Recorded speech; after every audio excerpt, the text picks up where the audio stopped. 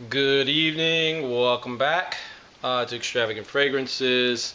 Tonight I want to go over um, different containers on which you can store your fragrances and the different types of fragrances as well. And just the other day I was working and I was, moving around kind of in a rush, and I had some of my incense sticks soaking in a glass mason jar. Um, and I tipped it over, and it spilled all over the place. Um, and to me, it was just kind of like a lesson learned, because um, that was a disaster, man. That was really one big mess to clean up. I've got, towels and rags and stuff that even though they went through the washer and I hand washed them, there's still fragrance in those rags and those towels.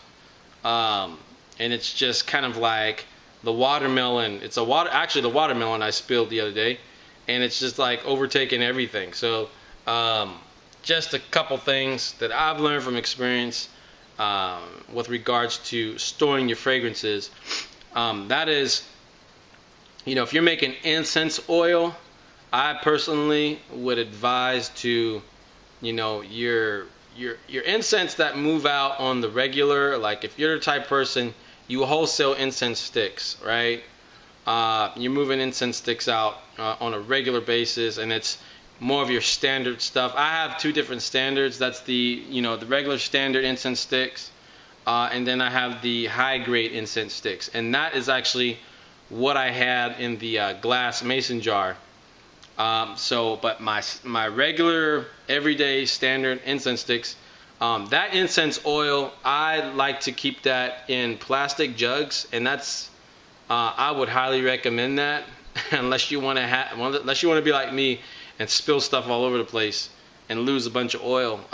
That is something that I would highly recommend.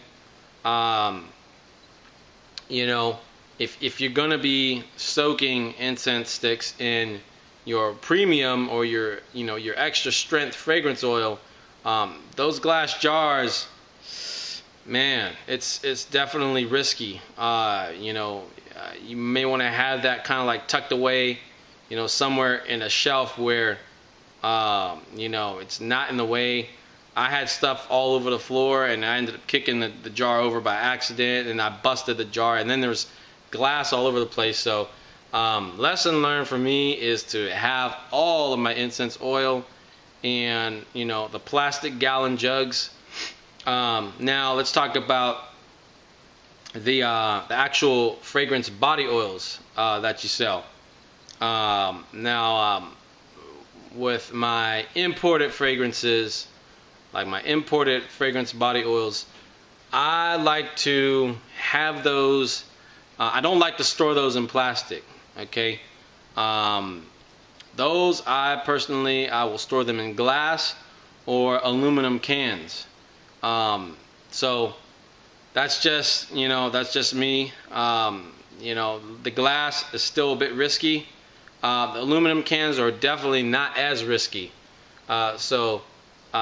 Personally, I prefer the aluminum cans because even if I knock those over, there's a little plug that sits in the top and it kind of seals everything shut.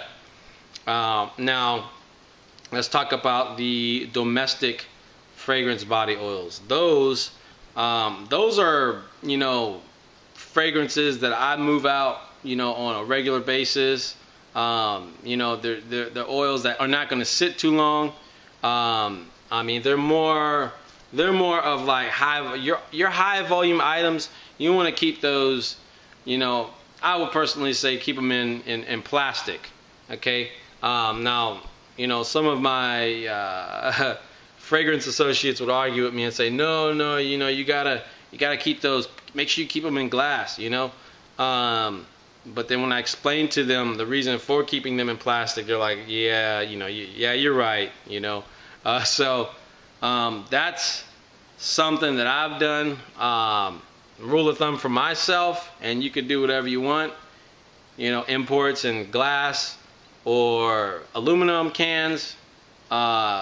and the the more domestic fragrances, the more inexpensive fragrances in plastic. And then of course your incense oil is going to go in the gallon jugs, because again, I mean, you don't want to have glass over the floor and kick it over like I did just the other day. So this is just a little advice, and I hope it helps with your business as well. So if you have any questions, recommendations, requests for different videos, leave it down in the comments section, and don't forget to subscribe, like, and share. Talk to you later. Bye.